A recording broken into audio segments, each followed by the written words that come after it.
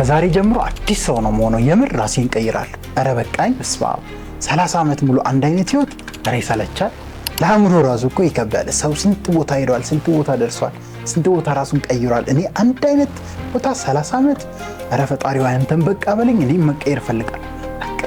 እስኛለሁ ከዛሬ በኋላ እንዴት ነው የምንቀይረው? አንድ አይነት ህይወት እድሜን ሙሉ ስልችት ነው ያለኝ። አረ ፈጣሪ መንገዱን አሳየኝ፣ በዚህ ሂጂ፣ እንደዚህ አድርጊ በለኝ እስቲ። ግራ ገባኝ እኮ በጣም ነው የመረረኝ። በቃ መቀየር መለወጥ ነው የምፈልገው። በቃ ፈጣሪ እባክህን እርዳኝ እስቲ። ከዛሬ ጀምሮ ራሴን ቀይራለሁ። በጠዋት ነው የምነሳው። የምር እንቅልፍ በጠዋት 12 ሰዓት እነሳለሁ፣ መጽሐፌን አነባለሁ፣ ጸልያለሁ። እንዴ አንድ አይነት ህይወትማ ይበቃኛል። ጓደኛ ደግሞ ቀንሳለሁ። እስማ በተለይ አቤል የሚባል ልጅ ከዛሬ በኋላ አጠገቤ እንዳይደርስ። እንዴ እንጠጣ ነው፣ እንቃም ነው፣ ቺኳን አያት ነው፣ ኳስኒ ነው። እንዴ ስለ ራስን መለወጥ ራስን ማሳደግ ምንም ማያሳስበው ልጅ። አራራራ ከአቤል ጋርማ ከዛሬ በኋላ ልገናኝ። ራሴ ላይ አተኩራለሁ፣ ራሴን ቀይራለሁ። አዲስ ሰው ነው የምሆነው። ኧረ ፈጣሪ ሆይ አንተ እርዳኝ። ከአሁን በኋላ ቤቲ በቃሽ። እንዴ ሁልጊዜ ስለ ሰው ማውራት አይሰለችሽም እንዴ? ሂውማን ሄሯ ነው፣ ጥፍሯ ነው፣ እንትና አገባች ነው፣ እንትና ወለደች ነው። እኔ ምን ያደርግልኛል? ህይወቴ ላይ ምንም የማይጨምር ነገር ለምን ጊዜን አባክናለሁ? ከአሁን በኋላ ከእሷ ጋር ያለኝን ግንኙነት አቆማለሁ። ራሴ ላይ ነው ፎከስ የማደርገው። በቃ ራሴ እንዴት ነው የምለውጠው? ከዚህ በኋላ ምንድነው ማድረግ ያለብኝ? እያንዳንዱ እንቅስቃሴ በቃ ከእሷ ጋር መገናኘት አልፈልግም። እንደው በደረሰችበት አልደርስም። ከፈጣሪ ጋር እንደው እርዳኝ አደራህን። ስር ነቀል አስተሳሰብ ወይም ፓራዳይም ሺፍት።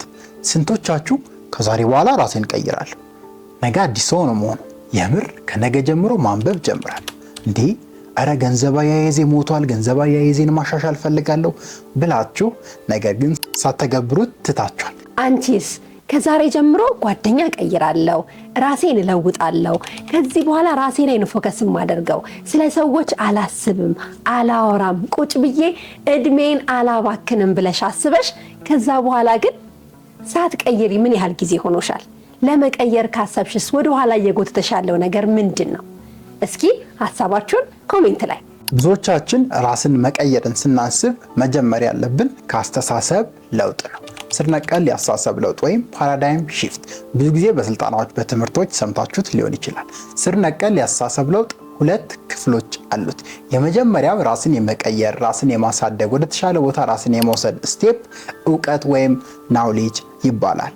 ያም ማለት ስለምንለውጠው ባህሪ፣ ስለምንለውጠው ማንነት፣ ስለምንለውጠው ነገር በጥልቀት እውቀትን ማካበት፣ መረጃን መሰብሰብ፣ የሚያውቁ ሰዎችን ማማከር። ከዚህ አይደለም ብዙዎቻችን የምንጀምረው። ስፔሻሊ ብዙዎቻችን መለወጥ እንፈልጋለን፣ ግን ምንለውጠው ነገር ምን እንደሆነ ስለዛ ነገር እውቀት የለንም። ስለዚህ የመጀመሪያው የአስተሳሰብ ለውጥ የፓራዳይም ሺፍት ክፍል እውቀት ወይም ናውሌጅ ነው። ስለዚህ ምንድነው መለወጥ የፈለጋችሁት? ስለዛ መለወጥ የፈለጋችሁት ነገርስ ምን ያህል እውቀት አላችሁ? ያን መመለስ አለባችሁ። የአስተሳሰብ ለውጥ ሁለተኛው ክፍል ደግሞ ተግባር ነው። ያወቅነውን ያገኘነውን ኢንፎርሜሽን ከሰዎች የሰበሰብነውን በሙሉ ወደ መሬት የምናወርድበት ራሳችንን ዲሲፕሊን አድርገን ጀግነን የምንጀምርበት ክፍል ነው። ይሄ ወሳኙና ትልቁ ብዙዎች ደግሞ የሚከብዳቸው ክፍል ነው። ብዙዎች ህይወታቸውን ማይቀይሩበትና ማይለወጡበት ምክንያት የእውቀት እጦት ነው። ስፔሻሊ ራስን መቀየር ባህሪን መቀየር ስንል ምን እንደምንቀይር በጥልቀት አለማወቅ፣ ስለምንቀይረውና ስለምንለውጠው ነገር ዲፕ የሆነ ናውሌጅ አለመኖር የራስን መቀየር ጠላት ነው። ለምሳሌ ብዙዎች በራስ መተማመናቸውን ማሳደግ ይፈልጋሉ፣ ግን ምንድነው በራስ መተማመን? እንዴት ነው በራስ መተማመናቸውን ማሳደግ ያለባቸው? እንዴት ነው በራስ መተማመናቸውን በማሳደግ የተሻለ ውጤት የሚያመጡት? በራስ መተማመንን ለማሳደግ የመጀመሪያው ስቴፕ ምንድነው ብላችሁ ብትጠይቋቸው እውቀቱ የላቸው። ብዙዎች በገቢ ራሳቸውን ማሳደግ ይፈልጋሉ፣ ገንዘብ ማግኘት ይፈልጋሉ፣ ግን ገንዘብ ምንድነው? ገንዘብ እንዴት ይገኛል? ገንዘብን በምን አይነት የተለየ መንገድ ወደ ራሳችን መሳብ እንችላለን? እነዚህ እውቀቶች የሏቸውም። ስለዚህ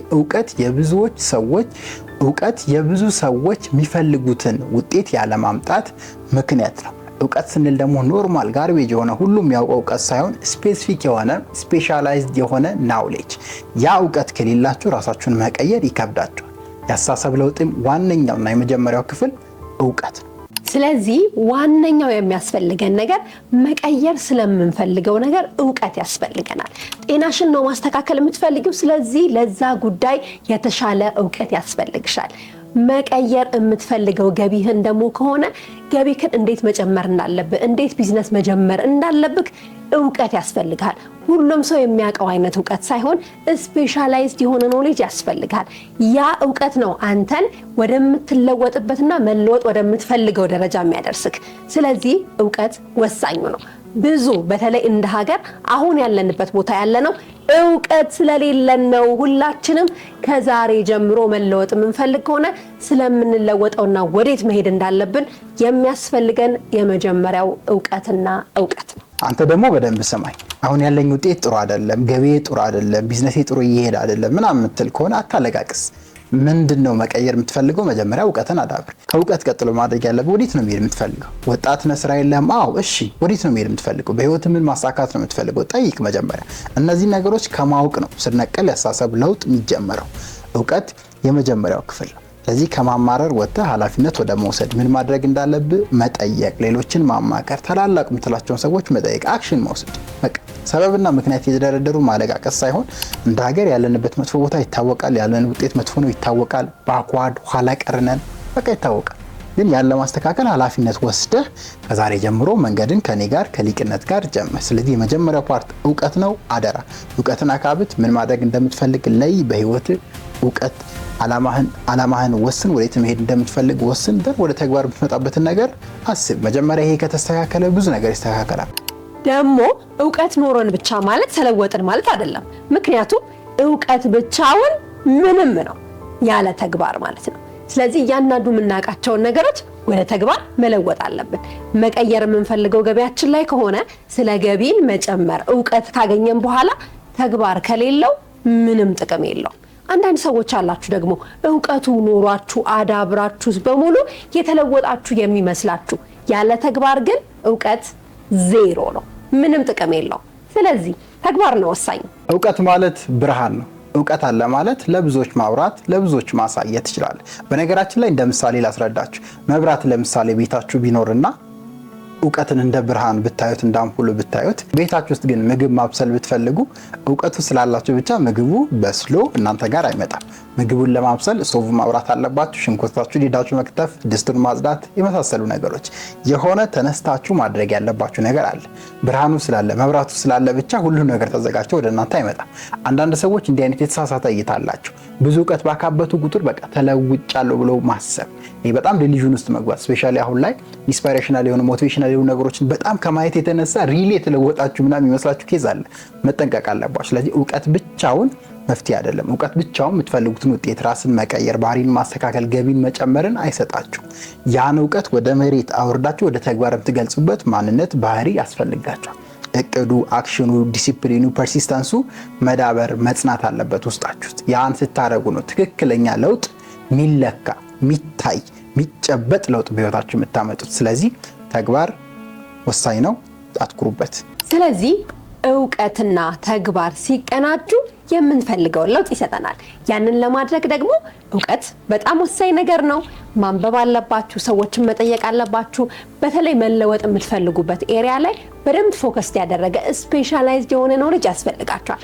ከሱ በተጨማሪ ግን ተግባሩ ዋጥ አድርጎ ዲሲፕሊንድ ሆኖ ደግሞ መጀመሩ ግዴታ ነው። እነዚህ ሁለቱ ከሌሉ ለውጥን እንዳታስቡት። ከነዚህ ሁለቱ ጋር ግን ለውጥ የምር መንገዱ በጣም ክፍት፣ በጣም ቀና እንዲሁም ደግሞ ሳቲስፋይድ የሚያደርግና ደስ የሚል ይሆናል። የአስተሳሰብ ለውጥ ሁለት ክፍሎች አሉት ብለን የጀመርነው። አንደኛው እውቀት ነው። እንደ አውሮፕላን ሁለት ክንፎች ነው እኛ እንዲሁም ትሬኒንጋችን ላይ የምንለው። ስለዚህ ለውጥን ስትፈልጉ የመጀመሪያው እውቀት ነው፣ ሁለተኛው ተግባር ነው። ብዙ ጊዜ ሰዎች እነዚህን አቀናጅተው ባለመያዝ፣ ሁለቱን በድልድይ ባለማገናኘት ሳይለወጡ ረጅም ዓመታት ተመሳሳይ አይነት ህይወት፣ ተመሳሳይ አይነት ውጤት ያገኛሉ። ያን እንድታስተካክሉ ነው ይህን ቪዲዮ ያመጣንላችሁ። ስለዚህ የምትለውጡትን ነገር የምትቀይሩትን ነገር ላይ እውቀት አካብቱ፣ ኢንፎርሜሽን ሰብስቡ። ስፔሻላይዝድ የሆነ እውቀት፣ በራስ መተማመናችሁን ከሆነ ማሳደግ የፈለጋችሁ ስለ በራስ መተማመን ዲቴይል የሆነ እውቀት ያስፈልጋችኋል፣ ስልጠና ያስፈልጋችኋል፣ ትምህርት ያስፈልጋችኋል። ገቢያችሁን ማሳደግ ከሆነ የምትፈልጉት ስለ ገንዘብ ቢዝነስ እንዴት እንደሚዳብር፣ ገቢ እንዴት እንደሚገኝ፣ እንዴት ገንዘባችሁን ማኔጅ ማድረግ እንዳለባችሁ በጥልቀት ማወቅ መማር ይጠበቅባችኋል። ትዳራችሁ ላይ ያለውን መመሰቃቀል ከሆነ ማስተካከል ያለባችሁ ትዳር ውስጥ እንዴት ሰላም እንደሚፈጠር፣ መግባባት እንዴት ሊመጣ እንደሚችል፣ እሷን እንዴት ማክበር እንዳለብህ፣ እሱን እንዴት ማክበር እንዳለብሽ ዩ ኒድ ናውሌጅ። እውቀት ያስፈልጋቸዋል። እውቀት እጅግ በጣም ወሳኙ ራስን የመለወጥ ባህሪን የመቀየር ውጤትን የመቀየር ክፍል ነው። ስለዚህ እውቀትና ተግባርን አቀናጅታችሁ ሊቅነታችሁ ጋር እንድትገናኙ ሪኮመንድ እናደርጋችኋለን። እንደተማራችሁበት ምንም አንጠራጠርም። ላይክ በማድረግ ሼር በማድረግ ቤተሰብ መሆናችሁን አሳውቁን። ሊቅነት ላይ ሁሌ እንደምንለው አክሽን ኢዝ ዘ ሪል ሜጀር ኦፍ ኢንቴሊጀንስ። ሊቁ ማንነታችሁን በተግባር ኑሩ። ታላቁ ሊቃውንት ሊቅነትና ጀሚላ ሊቅነት አብሬ ነበርኩኝ። እናመሰግናለን። እናመሰግናለን።